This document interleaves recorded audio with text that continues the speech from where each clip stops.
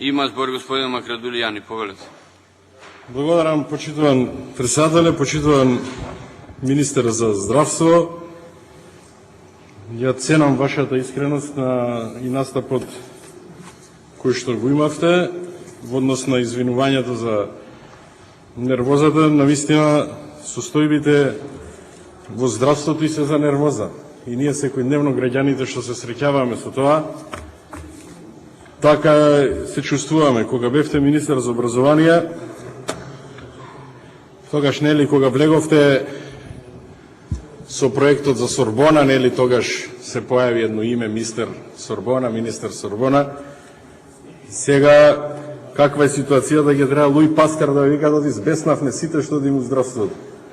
Навистина, почитуван министре, и ова е единствена ситуација, аз во парламентот сум од 2001 година, кога за закон за предлог на владата, сите пратенички групи велат дека ќе поднесат амандмани. Значи, ова е прв пат.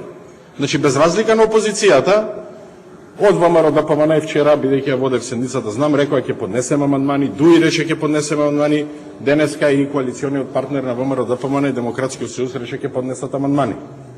Затоа, ако не го повлекувате законот, навистина сакам да го замолам парламентарното мнозинство да ја прифати иницијативата за јавна дискусија, каде што аргументите ќе можат да се споредат во однос или ќе ги најдеме најдобрите амандмани вие, кои што ќе бидат добри за законот.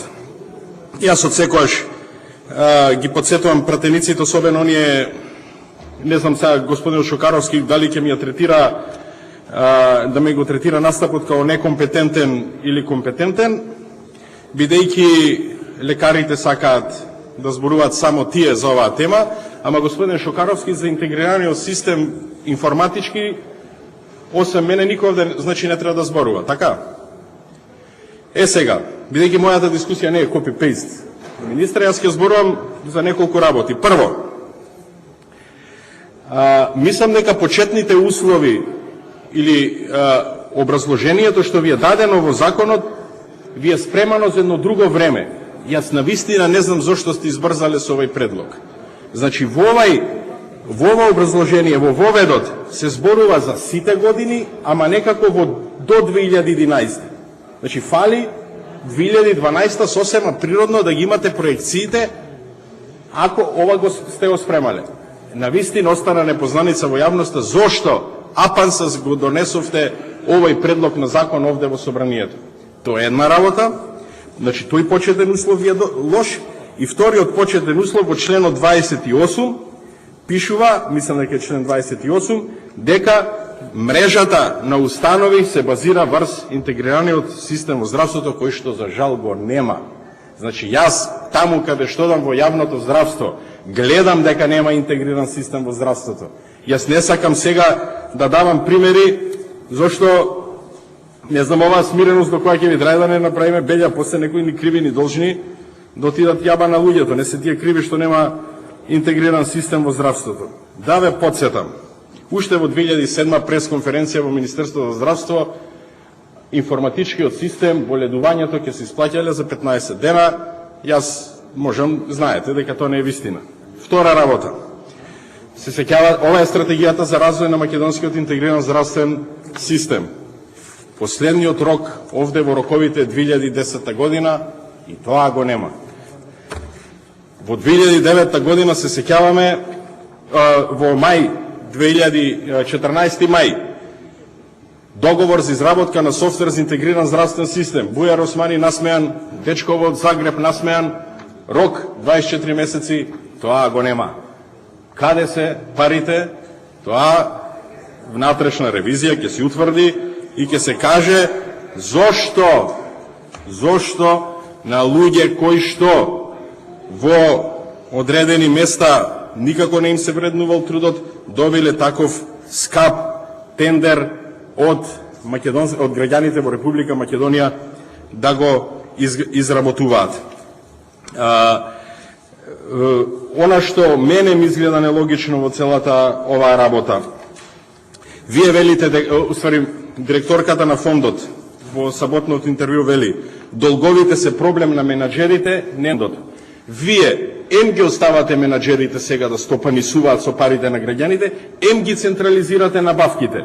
Кажавте на телевизија за леките за инсулинот, не знаеме за кои други постапки вие ќе ги централизирате работа. Ако во централно се набавуваат тендерите и економски се менаџира со парите на граѓаните во здравството, тогаш зошто овие директори економски да добиваат пари и плата од граѓаните на Република Македонија, а директорката на фондот вели дека тоа е проблем на менаџерите кои мора со своите вештини да ги намалуваат трошоците. Ама ако немаат вештини, ќе се сложите, не можат никако да ги намалат.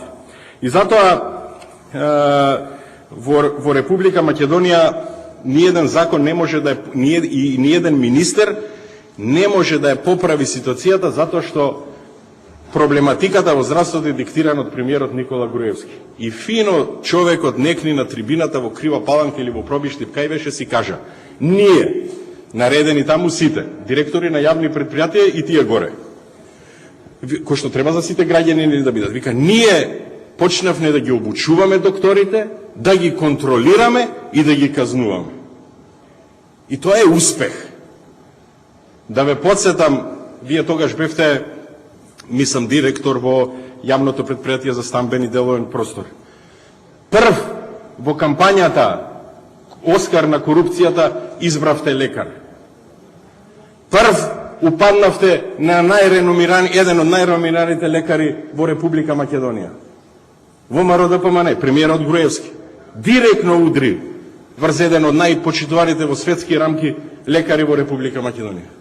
За да создаде слика која што требаше да му донеси гласови во малите средини.